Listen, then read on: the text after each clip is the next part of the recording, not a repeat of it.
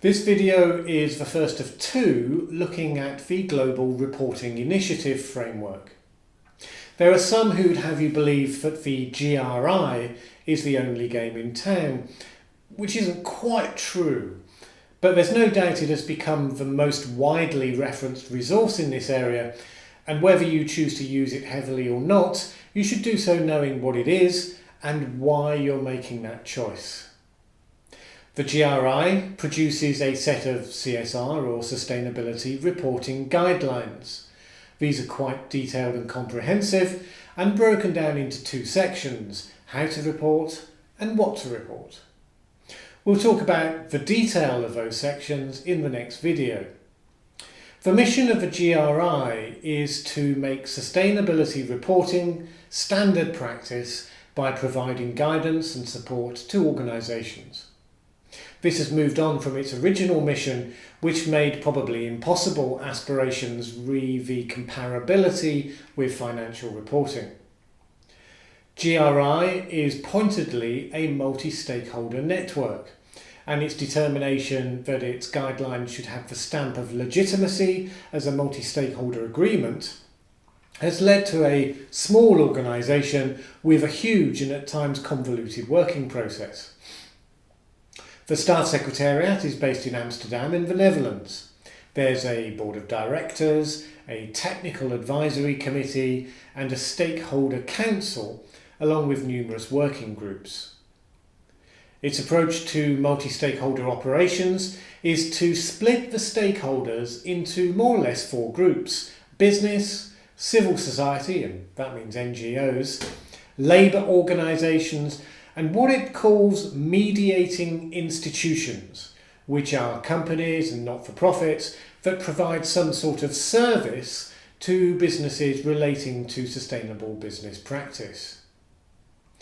Each iteration of the GRI guidelines has involved a fairly laborious committee process. So for the latest draft version, so-called G4, there have been 7 working groups with 122 people from 28 countries, with the US and the UK the most represented countries, and 37% of participants representing developing countries. Now, around 11,000 to 18,000 companies use the GRI to some degree. You may think that's a pretty wide field of variance, and you'd be right. Accurate figures in this area seem puzzlingly hard to come by. At the moment, companies are able to choose at what level they will follow the guidelines, and they're given a rating accordingly: A, B, C, etc. If companies get external assurance for their reports, they can add a plus to that rating: A+, B+, and so on. Now in 2011, 47% of reporters using GRI were in Europe, 17% in Asia, 14% in both Latin America and North America, 5% Oceania, and 3% in Africa. When you look at which sectors are using GRI for their reports, the finance sector weighs in at the top, with over a quarter of all GRI reports coming from that sector. You could speculate why that should be, but since GRI reports adopt some of the trappings of financial reporting in pursuit of robustness, you can understand why that would appeal to some of those institutions. Now, GRI has its friends and its foes. This quote is fairly typical of those in favour. It comes from Neil Hawkins from Dow Chemical.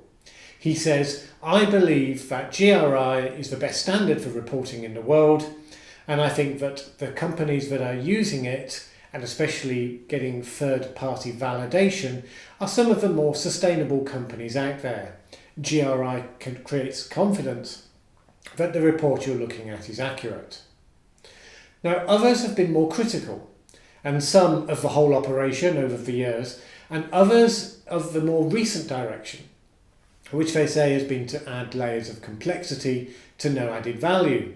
For instance, this one: "Our company's need to engage more people in our sustainability work is seemingly at odds with the direction in which sustainability reporting guidelines are moving, increasingly prescriptive requirements of expert audiences for GRI G4 guidelines, or a case in point, may in fact make the audience for our reporting more limited. That was Lucinda Hensman from Coca-Cola Enterprises.